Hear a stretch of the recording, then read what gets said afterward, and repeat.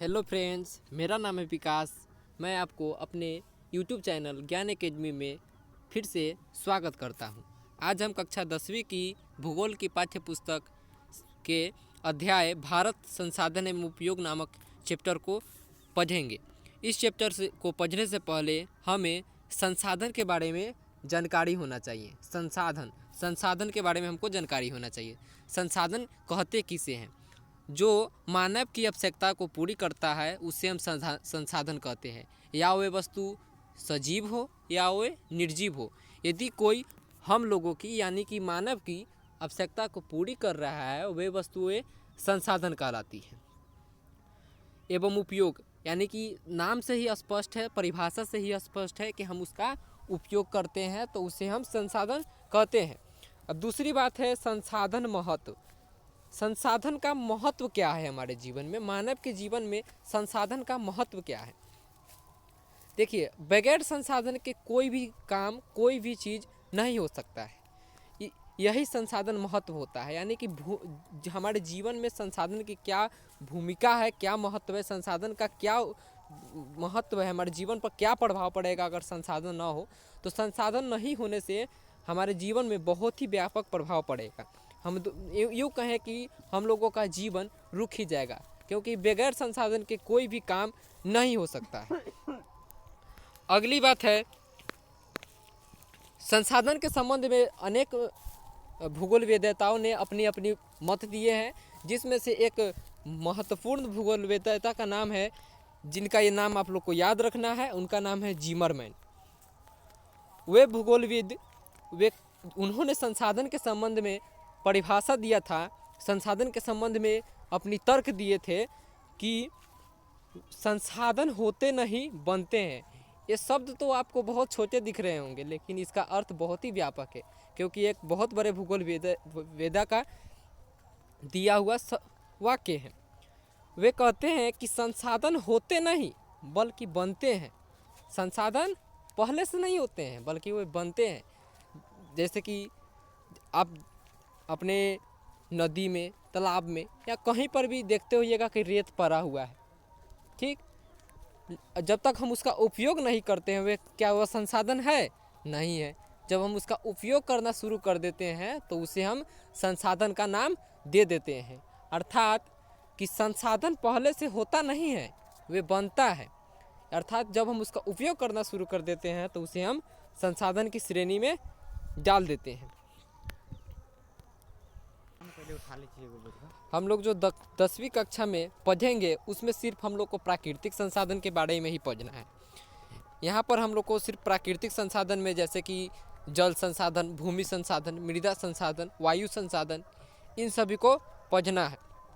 आइए हम अब अगला टॉपिक संसाधन का वर्गीकरण। संसाधन का वर्गीकरण से क्या मतलब है? संसाधन का वर्गीकरण से मतलब है संसाधन को बांटना, संसाधन को विभाजित करना, और वो भी किस संसाधन को? सिर्फ प्राकृतिक संसाधन को।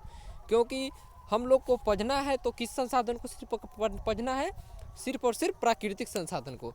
संसाधन तो कई प्रकार के होते हैं, जिसमें प्राकृतिक संसाधन होते हैं, मानव संसाधन होते हैं, मानव निर्मित संसाधन होते हैं। लेकिन हम लोग को 10th के सिलेबस में सिर्फ संसाधन का वर्गीकरण पढ़ना है, वो भी किस संसाधन का? प्राकृतिक संसाधन का ही। संसाधन को कई आधारों पर वर्गीकृत किया जाता है, जिसमें से पहला आधार है उत्पत्ति के आधार पर, दूसरा है उपयोगिता के आधार पर, तीसरा है स्वामित्व के आधार पर, और चौथा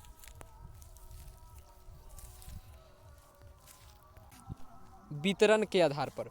चलिए हम सबसे पहले शुरुआत करते हैं उत्पत्ति के आधार पर। उत्पत्ति के आधार पर संसाधन दो होते हैं, जैव संसाधन तथा अजैव संसाधन। उत्पत्ति के आधार पर कौन कौन संसाधन होते हैं? जैव और अजैव। अब हम जैव और अजैव संसाधन के बारे में जानकारी प्राप्त करते हैं कि जैव और अजैव संसाधन होते क्या हैं। उत्पत्ति, जैसे कि नाम से ही स्पष्ट है, उत्पत्ति अर्थात जन्म लेना, उत्पन्न होना। ऐसे प्राकृतिक संसाधन जो जन्म लिए हैं यानी कि उत्पन्न हुए हैं और एक न एक दिन समाप्त हो जाएंगे, वैसे संसाधन को हम जैव संसाधन कहते हैं। अर्थात दूसरे अर्थ में हम कहें कि सजीव को ही जैव संसाधन कहते हैं, लेकिन वे क्या होना चाहिए? प्राकृतिक होना चाहिए। वैसे संसाधन जैव संसाधन कहलाते हैं जिसमें सजीवों का गुण होता है। कई तरह से परिभाषा दे सकते हैं। दूसरा है अजैव संसाधन, उत्पत्ति के आधार पर ही। तो वैसे संसाधन जिसमें सजीवों का गुण नहीं होता है, तो किसका गुण होगा? निर्जीवों का। वैसे संसाधन को अजैव संसाधन कहते हैं, जिसमें अजैव संसाधन में देखिए मेरा क्या हुआ? अजैव संसाधन में नदी हुआ ना, रेत, ये सब क्या है? अजैव संसाधन है। लेकिन जैव संसाधन में पेड़ पौधे इत्यादि क्या है? जैव संसाधन है, जिसमें सजीव का गुण पाया जाता है। तो चलिए हम दूसरा का शुरू करते हैं उपयोगिता के आधार पर। उपयोगिता के आधार पर संसाधन दो प्रकार के होते हैं। उपयोगिता मतलब उपयोग करने के आधार पर। यदि हम किसी प्राकृतिक संसाधन का उपयोग करते हैं तो वह कितने प्रकार का होता है, उसको कितने आधारों पर बांट सकते हैं? उपयोग करने के बाद दो आधारों पर बांटते हैं। एक होता है नवीकरणीय और दूसरा होता है अनवीकरणीय। अर्थात उपयोगिता यानी कि उपयोग करने के आधार पर वैसे संसाधन जिसका हम उपयोग करते हैं और वे एक न एक दिन समाप्त हो जाएगा, तो वह अनवीकरणीय होगा। जबकि वैसे संसाधन, उसमें वह कौन सा संसाधन होना चाहिए? प्राकृतिक संसाधन होना चाहिए। वैसे प्राकृतिक संसाधन जिसका हम जितना भी उपयोग कर ले लेकिन वे कभी समाप्त नहीं होगा, वैसे संसाधन को नवीकरणीय, अर्थात नाम से स्पष्ट है, नवी मतलब नया, करणीय मतलब होने योग्य। जो संसाधन पुनः अपने आप नया हो जाता हो, पुनः अपने आप बन जाता हो, तो वैसे संसाधन को नवीकरणीय कहते हैं। और अनवीकरणीय, अ मतलब नहीं और नवीकरणीय मतलब नया होने वाला। तो अनवीकरणीय संसाधन और नवीकरणीय संसाधन में आप लोग समझ गए होंगे, अर्थ स्पष्ट कर लिए होंगे। मुझे आशा है कि आप इस चीज़ को समझ गए होंगे। अगला है स्वामित्व के आधार पर। देखिए स्वामित्व के आधार पर, स्वामित्व मतलब क्या? स्वामित्व मतलब मालिक, मालिकाना। जो किसी प्राकृतिक संसाधन का मालिक हो, उसके आधार पर। दुनिया में तो बहुत सारे प्राकृतिक संसाधन हैं, लेकिन उसका कोई ना कोई एक विशेष मानव या समुदाय उसका मालिक होता है। वैसे संसाधन को स्वामित्व के आधार पर रखते हैं, स्वामित्व के आधार पर उसका बंटवारा करते हैं। तो स्वामित्व के आधार पर व्यक्तिगत संसाधन होते हैं। पहला व्यक्तिगत संसाधन, दूसरा सामुदायिक संसाधन, तीसरा राष्ट्रीय संसाधन और चौथा अंतर्राष्ट्रीय संसाधन। तो इसमें हम सबसे पहले समझेंगे व्यक्तिगत संसाधन। व्यक्तिगत संसाधन क्या होता है? व्यक्ति, देखिए ये इस नाम से यह स्पष्ट है, व्यक्ति विशेष के आधार पर बोला जा रहा है। तो वैसे संसाधन जिस पर किसी खास व्यक्ति या समुदाय का अधिकार हो, उसे व्यक्तिगत संसाधन कहते हैं। वैसे संसाधन जिस पर किसी खास व्यक्ति या समुदाय का अधिकार हो, उसे हम व्यक्तिगत संसाधन कहते हैं। जैसे कि भूमि पर किसी न किसी विशेष व्यक्ति का अधिकार होता है, तो उसे हम व्यक्तिगत संसाधन कहते हैं। दूसरा है सामुदायिक। वैसे संसाधन जिस पर किसी समुदाय का अधिकार हो। दूसरा है सामुदायिक संसाधन। वैसे संसाधन जिस पर किसी समुदाय का अधिकार होता है, यानी कि समुदाय अर्थात समूह का अधिकार होता है, किसी विशेष वर्ग का अधिकार होता है, उन सभी संसाधन को हम सामुदायिक संसाधन कहते हैं। जिसमें सामुदायिक संसाधन के अंतर्गत आप क्या क्या चीज़ कह सकते हैं? शमशान घाट, स्कूल, कॉलेज, ये सब क्या है? समुदाय का होता है अधिकार। इस पर एक का नहीं होता है। इस तरह से हम इसको एक और नाम से भी कह सकते हैं, सार्वजनिक, जिस पर सबों का अधिकार हो, समुदाय का अधिकार हो, किसी समूह का अधिकार हो, वैसे संसाधन को सामुदायिक संसाधन कहते हैं। अगला है राष्ट्रीय।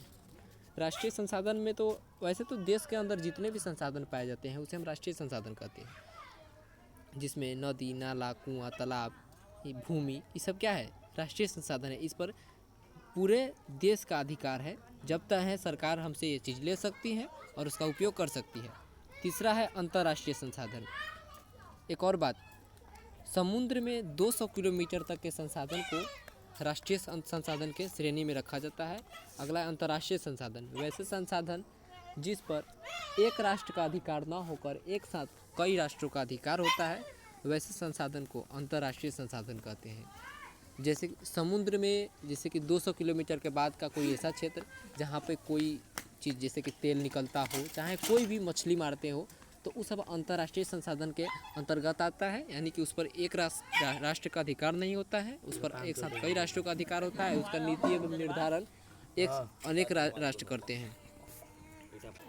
अगला है विकास की स्थिति के आधार पर, मतलब कि किसी संसाधन जो विकास की स्थिति पर आधार पर अगर देखा जाए तो संसाधन पहला होता